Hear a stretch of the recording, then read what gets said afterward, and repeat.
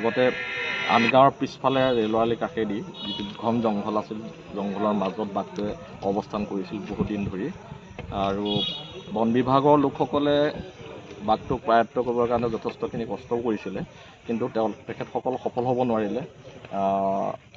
জাল আনিছিলে, হাতী আনিছিলে, তাৰপিছতে জালেদি জঁপিয়াই পাৰ হৈ গুচি গ'ল। আজি বাঘটো আহি পেলাই ঢিঙৰ যিটো ঢিং আৰু মৈৰাবাৰী বুঢ়াগাঁৱৰ যিটো পথ, এই পথটোৰ কাষতে BSNL যিটো অফিচ আছে, সেই অফিচটোৰ লগত এডৰা মৰাপাটৰ খেতি আছে। সেই মৰাপাটৰ খেতিডৰাত বাঘটো আছে বুলি ইতিমধ্যে বন বিভাগৰ লোকে প্ৰশাসনে নিশ্চিত কৰিছে।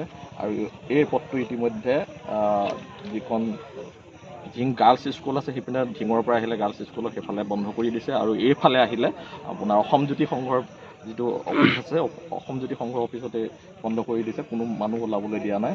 আৰু যথেষ্ট মানুহখিনি শংকাত আছে, নিৰাপত্তাহীনতাত ভুগিছে। আমি আশা কৰিছোঁ অতি শীঘ্ৰে বাঘটো কায়ত্ব হ'ব আৰু প্ৰশাসনে বাঘটো কায়ত্ব কৰিবলৈ সক্ষম হ'ব। আৰু কিমান দিন? হয়, আচলতে বন বিভাগ এই ক্ষেত্ৰত যথেষ্ট বিফলতা হৈছে বা ব্যৰ্থ হৈছে বুলি ক'ব লাগিব। ইমান এটা ব্যাপক বিভাগ থকাৰ পিছতো বন বিভাগে আচলতে বাঘটো ধৰাৰ ক্ষেত্ৰত কিছু নতুন কিছু কৌশল যদি অৱলম্বন কৰিলেহেঁতেন নিশ্চয় বাঘটো ধৰিবলৈ সক্ষম হ'লহেঁতেন।